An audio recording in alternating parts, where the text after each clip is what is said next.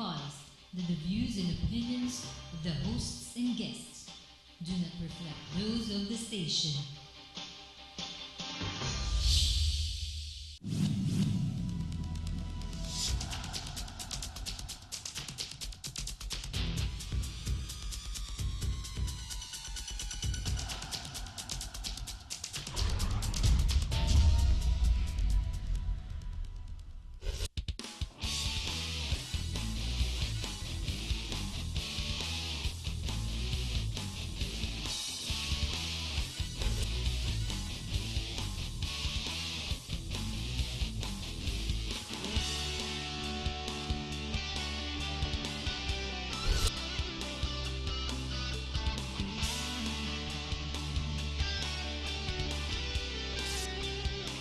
You are what you watch.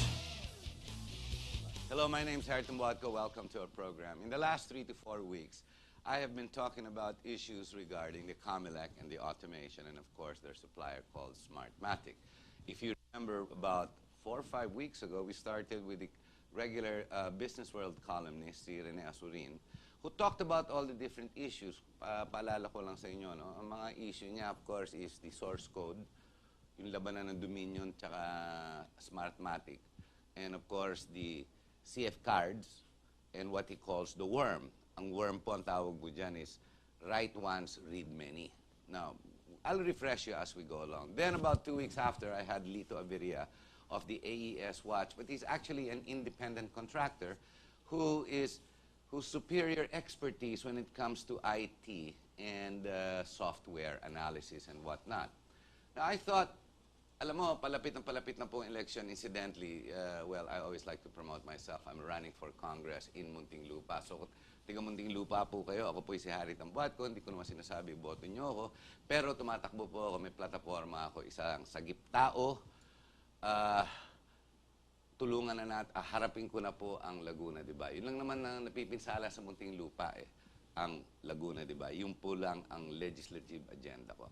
Now, going back to the issues at hand, ang nangyayari po, in the last 3-4 weeks, and the orchestra is getting louder and louder, no? Ang sinasabi po ng comelec, with no less their spokesperson, not Jimenez, not James Jimenez, but the head commissioner, Brillantes, Mr. Brillantes, attorney Brillantes, Britannico Brillantes, is saying, wala nang problema. In fact, on my drive here to the studio, narinig ko na naman sa radyo, na handang-handa na daw ang comelec. Kung napakahanda, ba't kaya yung mock elections, hindi niya magawa-gawa, at the first time he did it, puro palpak naman. There are many issues raging all around, and it's getting worse. Alam niyo po, for redemption, before you get any redemption in any situation, there must be retribution. And one thing po, no, kung magkamali po ang isang tao, wala namang infallible, wala namang, only God is infinity. Only God does not make mistakes. Unless, of course, Attorney Brillantes and the comelec is God, di ba? Hindi nagkakamali eh. And of course, Noy-Noy, you know, with all the big issues going around now. Pag nagkakamali po, mas maigi, ang pinakamadali po, ay harapin kaagad ang kung ano man nangyayari, and then mula doon, ayusin. Before we start the show, no, better yet, introduce ko na guest natin, then I'll come up with this critique from other people belonging to the watchdogs called the comelec. Ladies and gentlemen, we have former Commissioner Gus Lagman, a good friend of ours who is no stranger to you. He's been around the studios, TV, media, and all about. He probably also writes, no, Gus? Hi, and thanks for coming to the studio. I'm glad to be here, Harry. Oh, alam mo. To clear up things. Oo nga, kasi nangyayari, Gus, ikaw nababatikos ni Britannico, ni Sixto Brillantes. At parang ikaw ang tinitira talaga ngayon na, number one, may interest yan eh, number one. Number two, 9 months siya dito sa commission, but wala siyang ginawa. But ngayon, ano siya, nga siya ng nga. Parang it has become a personal thing with you and him. But it's not just you. He's done the same thing to AES. He's done the same thing to Senpeg. He did the same thing to Philippine Computer Society. And he's announcing to everybody, everything's well on its way. Lahat ng mga watchdog, ang lalaki lang ng mga bibig niya mga yan. What's the real issue? What's the score with you? May interest ka ba dyan?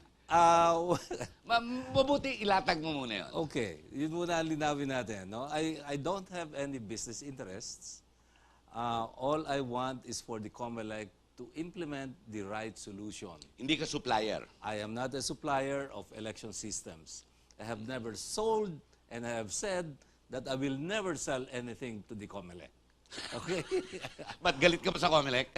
No, because I have been with NAMFREL since 1984. That's why hindi ka na-confirm. Kasi really may galit sa iyo, no? Right. It's so personal and political. Oh, For the first time, we have an IT specialist in there. Hindi ka pa natuloy. I found that queer. Ano ba ginawa mo kay Enrile? Well, Wag we're muna, jumping. babalik mo na. Later, Sige, later. sige. So I have been with NAMFREL for for more than 2 decades. Yes, you are. And I don't want people to think that the only reason I've been volunteering my services to NAMFREL is because I'm interested in selling something to the comelec. And that's why I have said that I will never sell anything to the comelec. That's the reason. I don't want Mabuti maliwanag. I don't want people to misunderstand my motivations. No, it's odd for Chairman Brillantes to say or insinuate that I might have business interests. But he has. I know. I know. Okay. I You read heard it. Are you ready? I read it in the Okay, papers. good. It's odd because number one, what kind of business interest might I have, for example, if it's manual? I have no idea. Exactly. No. Second, I have been known in the comelec when I was there as the only commissioner who returns unused money. Maganda yan. What do you mean? Unused allowances. Please clarify. Maganda yan. I'm only talking about this because it's all over comelec, and the one who told me that it's all over comelec, that story is all over comelec, is an outsider. Okay. Who told me, he said, yes, Commissioner, I know about that. It's everybody in comelec knows about that. That if I receive an allowance, for example, during a trip, we get representation allowance. Which is normal. Which is normal. But it's not small. It's $1,800. It's not bad. Go ahead. So the first time I traveled, I think I spent $100, and it's because there were some people who always treats us. Nilalabas naman kayo kasi busy rin eh. Has done a lot of help. So to working comelec meetings, not a here. junket when you travel. For No, you no, anyway. No, it was a working meeting. So anyway, I treated them for dinner, I think. And I spent maybe $100. So I was returning the $1,700. Oh my God, that doesn't bode well for them. Okay. They didn't know how to handle it.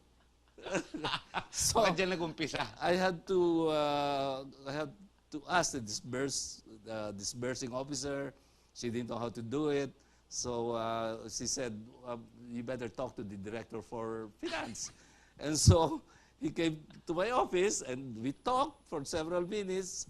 And he said all I needed to do was sign a piece of paper which is similar to what they were talking about at the Senate. All when right. when Yeah. Enrile gave, remember that certification? Yes. All you need to Yun do, ang liquidation. all you need to do is certify that you spent the money. and- Blanket certification. Yes. Walang liquidation. Walang reimbursement. no receipts necessary. All you need to do is sign that I spent X amount.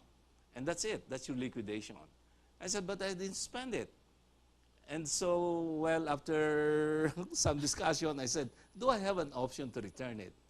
Well, oh naman, sir. So okay, I'm returning it. Give me a receipt. We should put you in the Senate and save money. But okay, so since then you had this reputation. And that because it happened a few times. Oh, baka yan ang rason kaya pinag-iinitan ka. Maybe. Now, you were there for 9 months. Now, I know your background, your expertise is IT.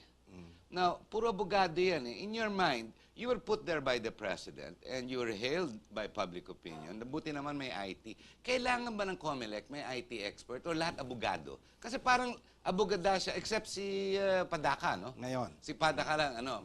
Pero from executive, provincial, local government, I still can't see the mix. But nevertheless, if anything, it helps fix our cases or delay it. Thank you for that question because the last article that I wrote, the last paper that I wrote, is titled Re-engineering the COMELEC. Okay.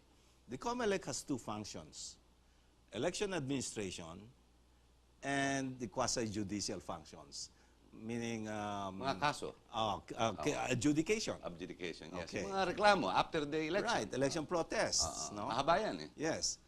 Here, in the quasi-judicial functions, you need lawyers. Of course. Okay, because you need legal minds.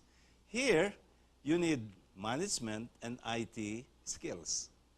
Agreed. And there are Logistics, no? There are very few instances where you will find both in one person. Agreed. Okay? So, I said, re-engineering the comelec, these two functions should be separated. In fact, I said, the quasi-judicial functions can be passed on to the regional trial courts.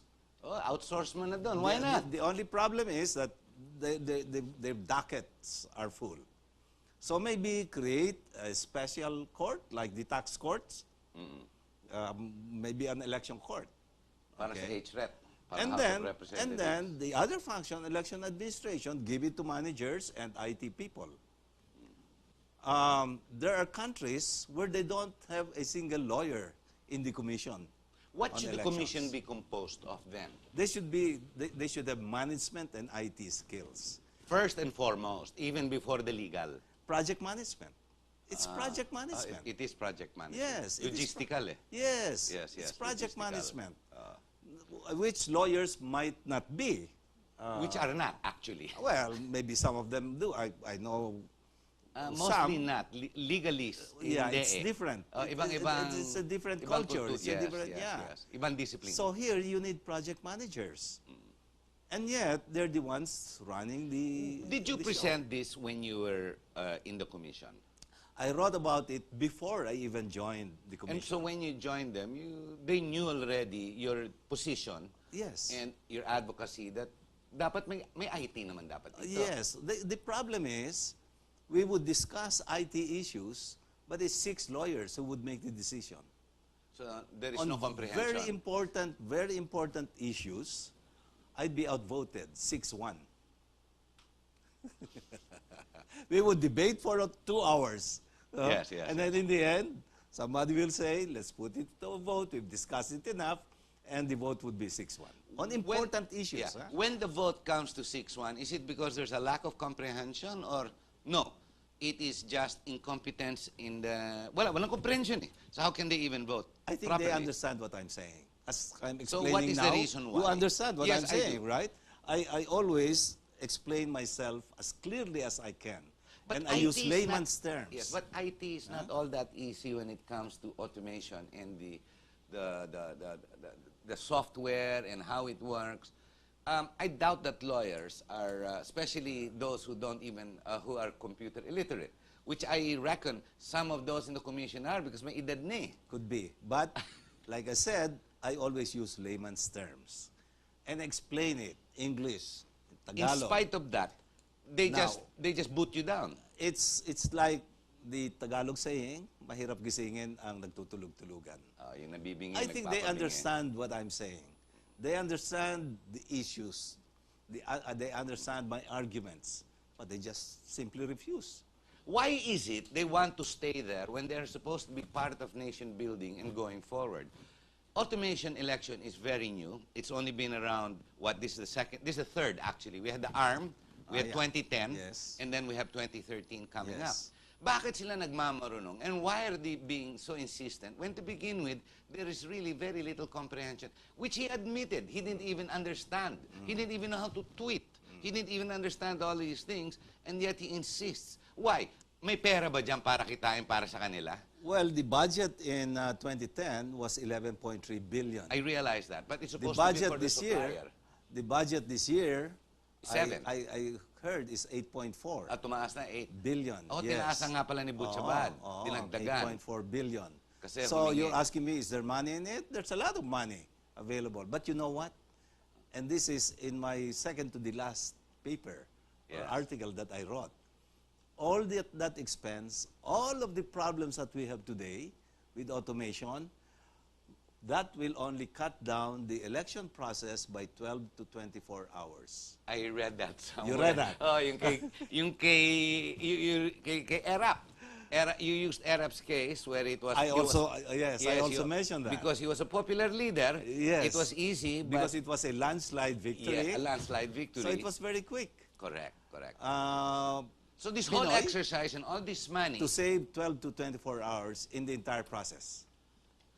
Isn't this ridiculous? And when Now, we have I'm not students... talking compared. I'm not talking compared to the full manual. I'm comparing it to what we have been recommending, even in the past, that manual in the present level, but automate the electronic transmission and automated canvassing. So, what you're promoting, your advocacy, i-manual natin kung saan tayo nagboboto para makita ng taong bayan, mga nagbabantay doon, o yan, binoto ko yan. Exactly. Tapos makikita ko sa community ko, malakas kami kay candidate A, mahina kami kay candidate Exactly. B. So alam na natin kagad, this is where we stand. We are either for or against uno or whoever. Di ba? And Parang ganon. it's transparent. Oo, You know why Germany, Netherlands, Ireland, manual nga. they went back to manual. Bumalik. No, they were automated. They went back to manual for that reason, that it's not transparent. The voter doesn't know whether his votes were counted or not. So we don't have a trusted document. We don't. The only trusted document with PICOS is the ballot. But you only open that when there's a protest. Babayad ka pa nun, pero... Exactly. Yes. So if there's no protest, there's no Nothing. trusted document. The election returns that's printed by PICOS cannot be called a trusted document because the people did not see how that was produced. Hindi transparent. You need a trusted document because that's going to be the basis for everything else. Correct, correct. We can check whether the canvassing is correct or not if you have a trusted document. Without that, you don't know. I mean, you cannot check the canvassing. We are left out to our own. It's like going to Araneta Coliseum, watching a game. We're hearing all the drums from outside, tapos biglang lalabas na lang, Ateneo nanalo. Yeah. Oh, Lasal nanalo. Ano? Hindi namin nakita. Linuloko mo kami. Exactly. Magaling ang players namin. Parang ganon. Di ba? Ganon. Exactly. Ganon na ganon. Ganon. Now, you have brought this up when you were there, the 9 months. And still, ayaw ka pa rin pakinggan. Ayaw akong pakinggan. At saka, by the way, hindi totoo yung wala akong ginawa doon ng 9 months, 10 months and 19 days. Ay, sabi ni Brillantes yun eh. Di ba narinig mo yun ako na, I saw him saying it, I think it was Channel 4 or Channel 2. Nabasa ko. Nasa ANC pa yan. Wala namang ginawa yan. Tagal-tagal lang dito. Ngayon, magdadakdak. O, Let diba? me tell you what I did there. I signed the decisions of the other commissioners, 435 of them, Oh my God. of their decisions, and 87 of mine. Para mapabilis na. I made 87 decisions when I was there. And I had dissenting opinions as well. So I had an equal share of the election cases. So I had as many as the others had. Pare-pareho. Now, on top of that, I was handling the committee, the pillar. I remember I asked you to come. Your time was really, wala kang oras eh. Wala nang When you oras. were in the commission, wala ka talagang oras, sabi mo. I was handling ipit-ipit ka. the Committee on Election Administration and Technological Capability. I had, and this one you must hear, I think I wrote about it also.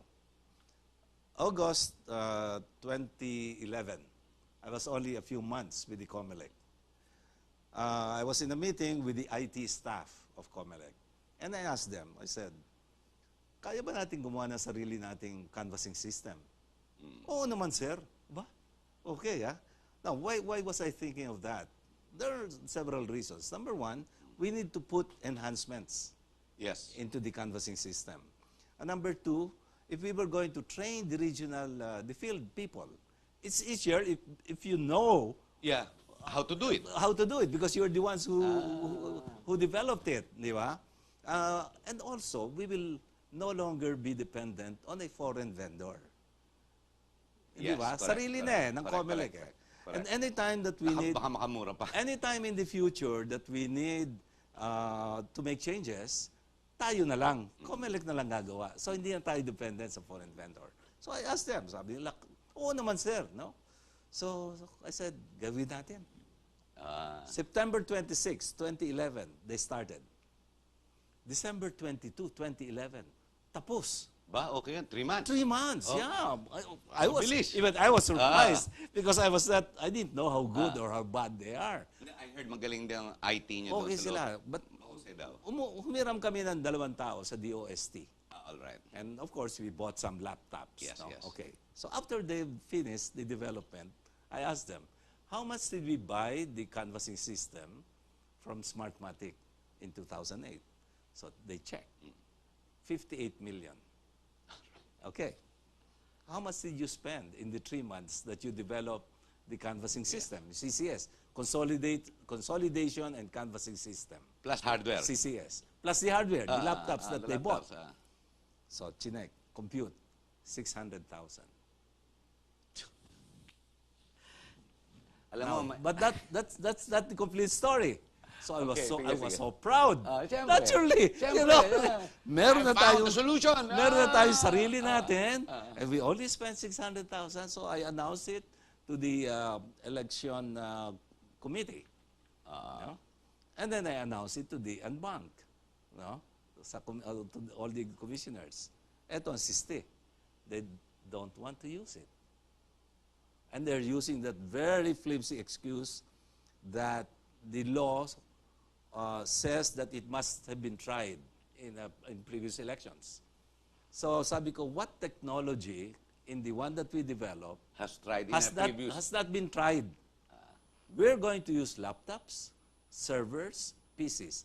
Which of those technologies have not yet been tried? Gamit na yan eh. Yeah. In 2010, we used the same kind of yes, system. In other countries, they use the same kind of system. We just rewrote it. Correct. Huh? And by the way, if Smartmatic, I said, if Smartmatic is going to enhance the system because they needed to, you know, ARM, Yes. ARM will have to be synchronized, etc. They needed to, you know, Even more, all the more. I mean, not all the more, but it's the same as rewriting it. Yes, rewrite. Okay? So what is new in this technology? Well, it's like saying, basta, ayaw namin. Matigas. Guys, we're at the bottom of the hour. We're going to have to take a short break. But before we do, I'd like to read very shortly a statement made just the other day. Umiikot to sa internet kay Totti Casino. Galit na galit to sa comelec. How can comelec chair say it's all systems go for the automation except for the source code? Question mark, question mark, question mark. Is he nuts? You answer the question. No such animal, he says. The only way any system installation is ready for operation is when those systems required freaking source code is in place properly. And when they finally get the source code officially in custody, then and only then will systems be subjected to test, revisions, modifications, and tests again until they are qualified and assured. And that, Mr. Chairman, takes not less than 12 to 18 months, not weeks.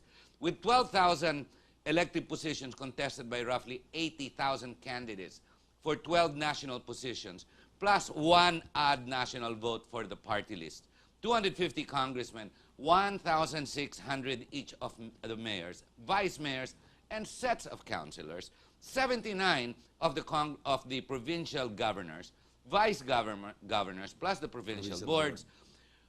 And that does not even count transmissions, consolidation, and canvassing. Never mind the WTF, which you already know. Na mainit ang ulo ni Totti. And is this old man talking about? He is long overdue for retirement. With that thought, we're going to take a short break. We'll come back, and when we do, we'll get into the technical stuff with Mr. Gus Lagman.